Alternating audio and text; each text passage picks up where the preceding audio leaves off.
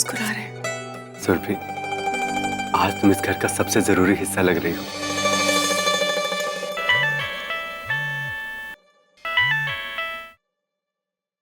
Hello. मुंह से झूठ ना निकले। कलिका सिंह बोल रहे हैं। अबे जरा सुरभि से बात करा सकते हो हमारी? जी, तुम्हारे पापा का फोन है। लो।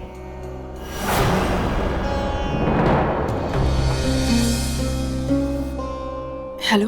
हाँ, मुंह से झूठ ना निकले। तुमसे कुछ सम्राट के बारे में बातें करनी है। जितनी जल्दी हो सके घर आ जाओ। जी पापा।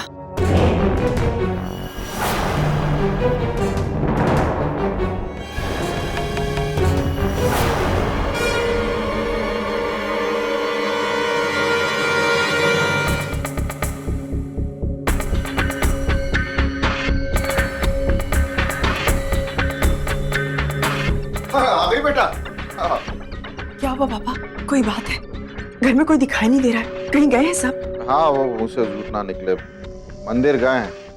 तुम्हारी मम्मी लेके गई हैं सबको, रत्ना की आत्मा की शांति के लिए, और सम्राट को लेके भी सब परेशान है, तो उसके लिए भी प्रार्थना करने गई है कि भगवान कुछ कर। तो थोड़ा देर हो जाएगा उनको आने में। पापा, आपने फोन किया था, कोई जरूरी बात? हाँ बेटा, वो तू बैठ बेटा, बैठ बैठ।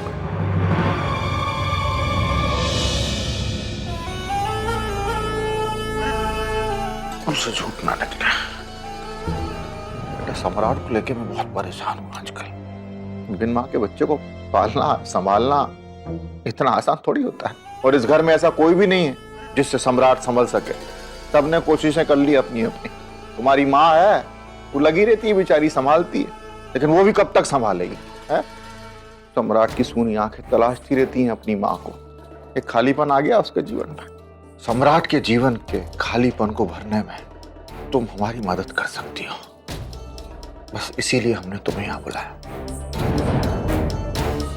पापा, अगर हमारी मदद से सम्राट की जिंदगी का खालीपन दूर हो सकता है तो हमसे जो बन पड़ेगा हम वो करेंगे। पापा, हमें बताइए ना कि हमें क्या करना है। अच्छा लगा तुम्हारे मुंह से सुन के। उसे झूठ ना निकले। हम ये चाहते हैं कि रणविजय और निधि की शादी हो जाए।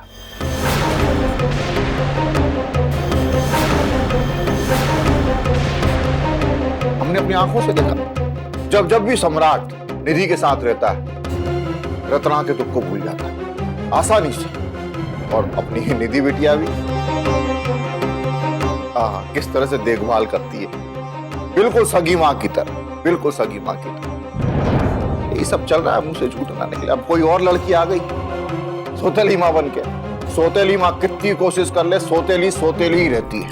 हम ले आए किसी और, उस नन्हे से बच्चे की जिंदगी बर्बाद हो जाए। तो हम तुमसे ये कह रहे हैं बेटा, मुंह से झूठ ना निकले। इस शादी को किसी भी तरह करवाने में तुम हमारी मदद करो।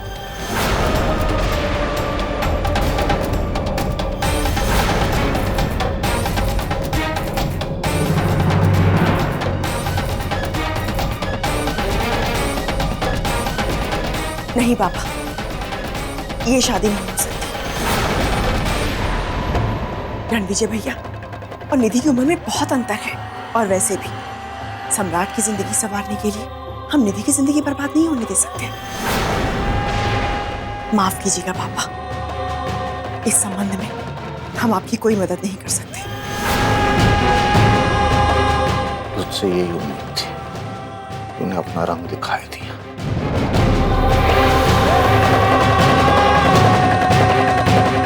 झूठना निकले। तूने हमेशा मेरे साथ ऐसा ही व्यवहार किया। ऐसा लगता है जैसे तू मेरी कभी बेटी थी ही नहीं। हमारे और तेरे बीच कोई रिश्ता था ही नहीं। हमेशा अपनी मर्जी का किया तू। कभी अपने परिवार की खुशियों के बारे में सोचा नहीं? कभी बन के रही तू परिवार का? नहीं। रणविजय कौन है तेरा? भाई है ना, सगा भाई। उसको खुशी मिलेगी तो तुझे दुख होगा। तू उसकी खुशी नहीं देख सकती। हाँ, इसका क्या मतलब हुआ पापा? कि हम अपने भाई और अपने बाप की खुशी के लिए किसी की भी खुशियों का गला घोटते हैं? नहीं नहीं, तू तो अपने बाप और भाई का गला घोटेगी। हाँ, और आज तक तूने किया क्या? यही तो करती आई है तू। तुझे क्या लगता है कि अगर तू शादी के लिए हमारी मदद नहीं करेगी तो ये शादी होगी नहीं? है? कलिका सिंह नाम है मेरा, तेरा बाप, जो एक बार ठान लेता हूं ना, आकाश और पाताल एक करके भी उसको पूरा करके ही दम लेता हूं। कोई रोक नहीं सकता मुझे। अब तू सुन मेरी बात, हर हाल में निधि की शादी रणविजय से करा के ही रहूंगा। सॉरी पापा, हम ये हरगिज नहीं होने देंगे।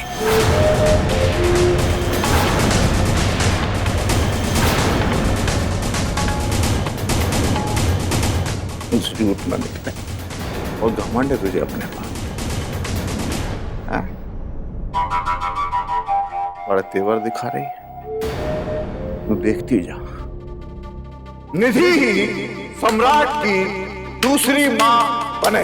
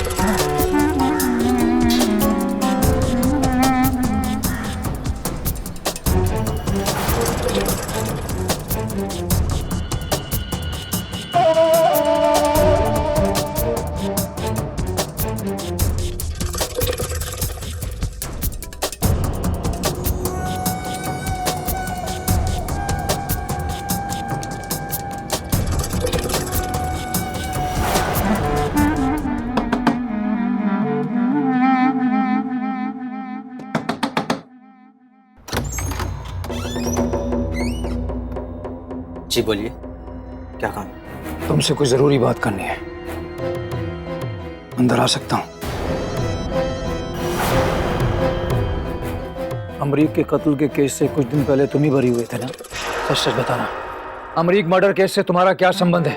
तुम कौन होते हो ये सब पूछने वाले कि अमरीक मर्डर केस से मेरा क्या लेना देना?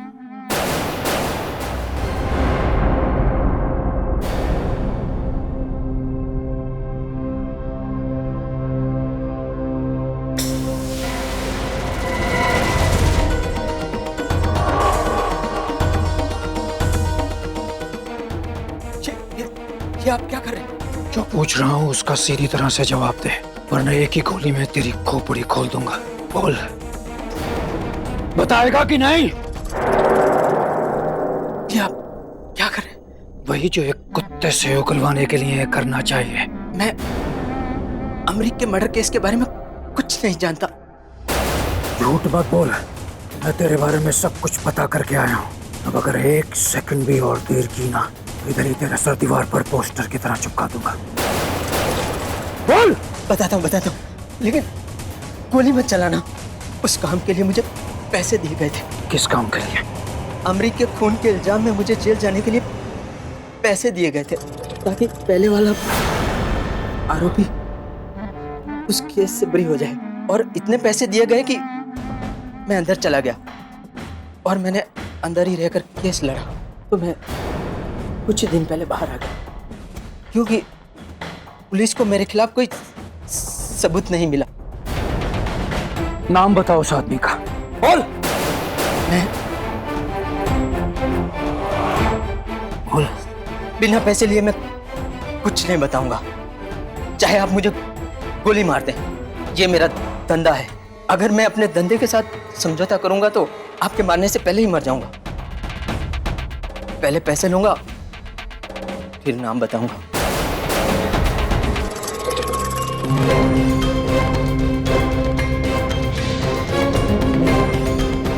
पकड़, जल्दी से उसका नाम बता।